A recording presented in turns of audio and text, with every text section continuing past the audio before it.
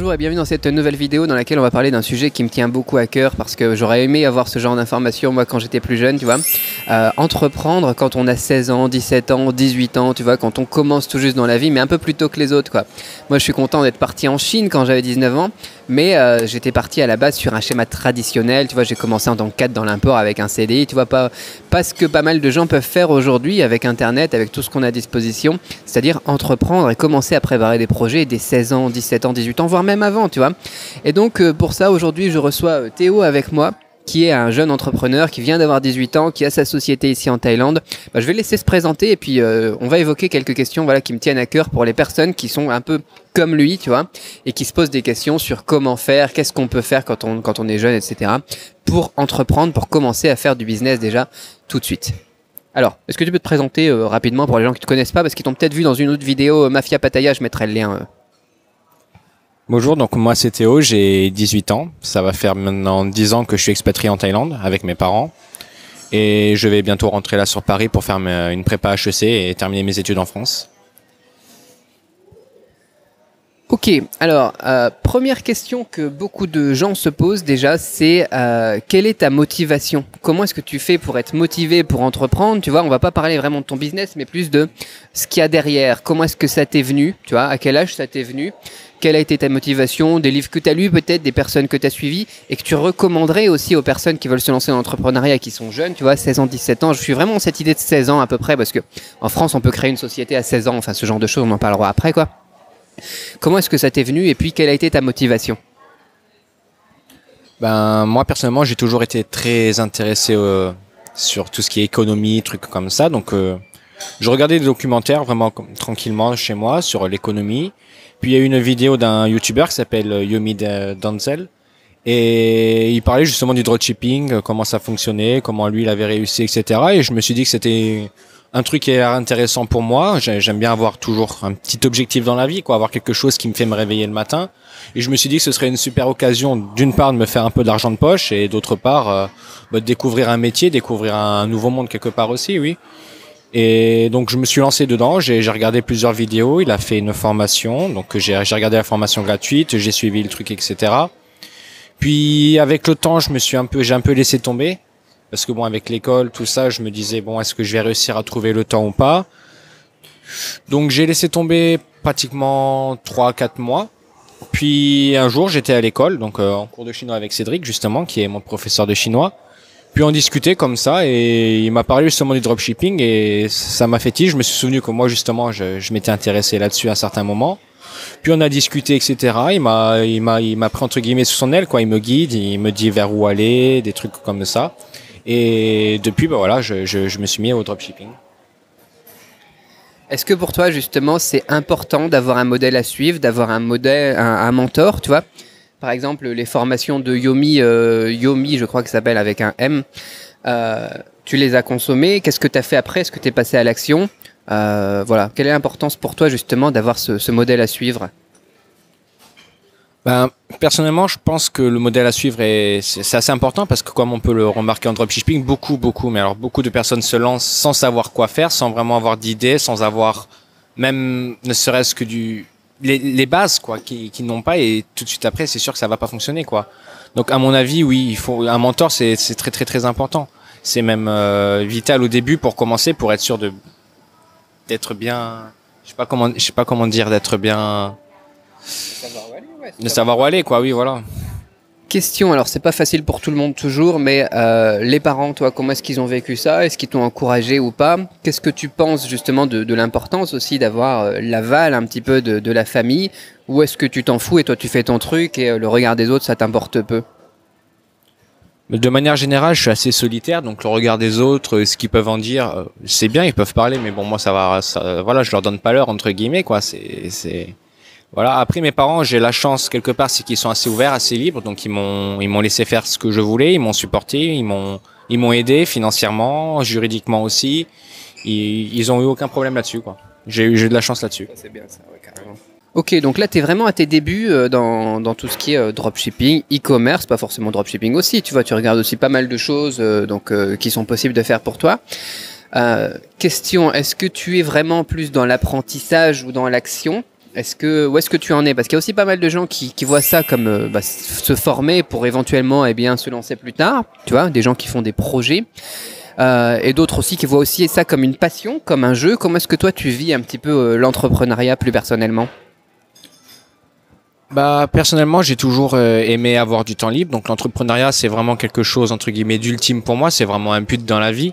Maintenant, je suis encore étudiant. J'ai pas mal de choses à apprendre encore. J'ai le temps devant moi entre guillemets. Donc je suis plus pour l'instant dans l'apprentissage que dans l'action. Je suis vraiment là être bien connaître mon sujet, être sûr de ce que je fais et pas faire un minimum d'erreurs quoi. Donc à l'heure actuelle, je suis plus dans l'apprentissage quoi. Ok, alors tu passes quand même un minimum à l'action.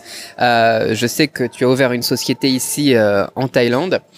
On a une problématique qui revient souvent en France, c'est justement l'aspect juridique, l'aspect paiement. Est-ce que tu as été obligé de créer ta société? À quel moment tu as pu la créer, ta société? Est-ce qu'il a fallu attendre tes 18 ans, ce genre de choses? Ça aussi, c'est des questions pratiques que beaucoup de gens se posent. Est-ce que tu pourrais me donner un petit peu, toi, ton vécu ici en tant que personne qui ouvre une société à l'étranger? Je sais qu'on peut aussi ouvrir des sociétés, tu vois, aux États-Unis, etc.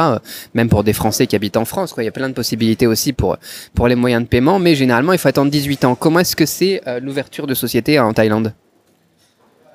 Moi, dans mon cas, c'était un peu différent parce que, bon, déjà, en Thaïlande, pour être propriétaire d'une maison, il faut avoir une compagnie quand on est étranger pour pouvoir acheter la maison. Mes parents avaient une compagnie déjà, celle de la maison, celle de mon ancienne maison. Donc, on a vendu la maison sans la compagnie. Donc, il nous restait une compagnie qui n'était pas active, etc. Le problème, c'est que pour être PDG, directeur d'une compagnie en Thaïlande, il faut avoir 21 ans. Il faut avoir 21 ans. Donc à ce moment-là, ce qu'ils ont fait, c'est qu'ils se sont mis en directeur. Moi, je ne suis qu'associé, quoi. En fait, ils ont fait en sorte que je sois associé. Associé, ça passait. Donc je suis seul à travailler, bien sûr, dans l'entreprise avec ma boîte, mais je suis associé justement. Donc j'ai pu avoir une compagnie assez facilement vu qu'on l'avait déjà. Et voilà, quoi. Ça a été assez facile. Après, moi, personnellement, le problème que j'ai eu vraiment, ça a été pour recevoir de l'argent, parce que sur Shopify, par exemple, moi, pour le dropshipping, j'utilise Shopify. Et tout ce qui est Stripe, etc. Donc, ils ont les grandes banques, donc les comptes en banque français, américains, toutes les grandes nations, entre guillemets. Mais la Thaïlande, il n'y avait pas, je pouvais pas lier directement Stripe à mon Shopify, quoi, à mon magasin. Du coup, ce que j'ai dû faire, c'est que j'ai dû attendre mes 18 ans et prendre une plateforme alternative qui permettait justement de recevoir des paiements sur cette plateforme et donc ainsi de transférer sur mon compte. Ok, alors au niveau de la société en France aussi, c'est un peu complexe quand on n'a pas encore 18 ans. Il faut être soit émancipé, donc c'est à partir de 16 ans en France, et il faut faire de la paperasse pour ça, c'est agaçant quand même. Ou bien alors, ce qu'il faut faire, c'est avoir l'aval des parents. Donc toi, dans les deux cas, en fait, c'était possible, quoi. Mais c'est vrai que la grande problématique maintenant pour les mineurs qui veulent se lancer là-dedans, c'est surtout, être appuyé par la famille, être appuyé par un adulte, par un responsable légal, et c'est souvent ça un petit peu la difficulté. Bon. Voilà, quoi. Toi, tu as la chance d'avoir ça, toi, tu as pu créer ça, et puis tu as pu lancer, du coup, dès l'anniversaire des 18 ans, ouvrir tout ce qui te manquait, quoi. Après, voilà ce qui est possible de faire aussi pour toi, dans ton cas, pour les personnes aussi qui sont à l'étranger, comme moi par exemple aussi, qui vit en Thaïlande, en Chine et compagnie, c'est d'ouvrir une société dans un autre pays, comme par exemple les États-Unis, Hong Kong ou n'importe quoi. Dès 18 ans, c'est possible. Et là, on est complètement libre, quoi, et libre géographiquement. Et l'avantage aussi d'ouvrir une société à Hong Kong ou aux États-Unis, en tout cas pour moi, je parle pour mon cas, quoi, c'est que Stripe est déjà dans ces pays-là, et du coup, ça permet d'avoir les moyens de paiement, la société et tout ça facilement. Il faut payer bien évidemment l'ouverture de la société. Il y en a pour un petit millier de dollars, quoi. Éventuellement, faut aller sur place pour l'ouverture du compte. Moi, j'ai dû aller à Hong Kong. J'en ai profité aussi pour aller aux États-Unis. Et là, c'est aussi un coût, le logement, le billet d'avion pour New York, c'est pas rien non plus. Mais c'est une solution aussi. Il y a beaucoup de gens, tu vois, on est dans un monde international. Il y a beaucoup de gens qui se disent, ouais, mais je peux pas parce qu'il n'y a pas le moyen de paiement en Thaïlande, il n'y a pas le moyen de paiement, je sais pas, en Afrique, par exemple. Il y a aussi beaucoup de personnes qui sont en Afrique et qui nous suivent et qui me disent, je peux pas parce on peut pas payer, on n'a pas Stripe, par exemple, je sais pas, moi, en Côte d'Ivoire ou n'importe quoi, au Bénin. Il y a beaucoup de gens au Bénin aussi. Ouvrez une société aux États-Unis, tout simplement. Ouvrez une société à Hong Kong. On peut faire, il y a parfois des possibilités de le faire sans se déplacer, c'est de plus en plus compliqué aussi. Le mieux, c'est de se déplacer et d'aller ouvrir un compte dans une grande banque quand même, quoi. Mais il y a même des manières aussi, comme ouvrir des manières temporaires, tu vois, de gérer ça avec des systèmes comme Payoneer ou n'importe quoi. Bon, c'est un peu borderline, je recommande pas, quoi. Mais dans tous les cas, voilà, comme on dit en anglais, when there is a will, there is a way, tu vois. tu vois, la fin justifie les moyens. Quand on veut faire quelque chose, on trouve toujours une solution et c'est ce genre de chose qui est possible dès 18 ans. Mais avant 18 ans, effectivement, c'est un petit peu complexe. Mais n'attendez pas, en tout cas, pour vous former et pour commencer à créer des choses. Tu vois, tu peux créer des boutiques, tu peux voir un petit peu si des gens viennent, si ça attire. Tu peux créer des contenus sur YouTube, tu peux créer des articles de blog, tu peux créer des articles des trucs sur les réseaux sociaux, etc., qui commencent à se fédérer une communauté. Ça prend du temps, ce genre de choses, pour que quand tu lances tes premiers produits, tu as des gens déjà qui te suivent aussi. Ça, c'est important. C'est un conseil que je t'ai donné aussi, notamment sur YouTube, de te lancer, peu importe comment tu fais. Tu vois, si tu veux pas mettre ta tête ou n'importe quoi, il y a plein de solutions qui te permettent de créer des contenus aussi et de préparer un petit peu l'arrivée de ton business pour le jour de tes 18 ans ou 16 ans. Si par exemple tu as 13 ans, tu regardes ça et que tu veux vraiment faire du business, le jour de tes 16 ans, si t'es pas suivi par les parents et que t'es émancipé, ou même avant, tu vois, si t'es suivi par les parents, tu peux lancer tout de suite du business, quoi. Voilà, donc ça permet d'illustrer un petit peu cette problématique. Maintenant, Théo, est-ce que toi, tu aurais un conseil? Parce que moi, tu vois, ça fait déjà une dizaine d'années, un peu plus d'une dizaine d'années que j'ai passé ton âge. Quel conseil tu donnerais aux jeunes entrepreneurs, tu vois, 13, 14, 15, 16, 17 ans, qui veulent se lancer par rapport à ce que moi je viens de dire? Est-ce que t'approuves pas? Est-ce que tu rajouterais quelque chose? Moi, je dirais vraiment à tous ces jeunes qui sont dans mon cas, oser se lancer parce que c'est vraiment important. Je pense que c'est une opportunité pour tout le monde, ne serait-ce que d'apprendre un métier parce que c'est un vrai métier. Hein. Le e-commerce, c'est un véritable métier. Et je pense vraiment que le dropshipping, c'est un bon début, c'est une bonne amorce pour d'une part se faire un peu d'argent et d'autre part acquérir du savoir pour plus tard. On ne sait jamais ce que vous voulez faire. Si vous voulez faire travailler dans une entreprise ou être même un salarié, c'est très important.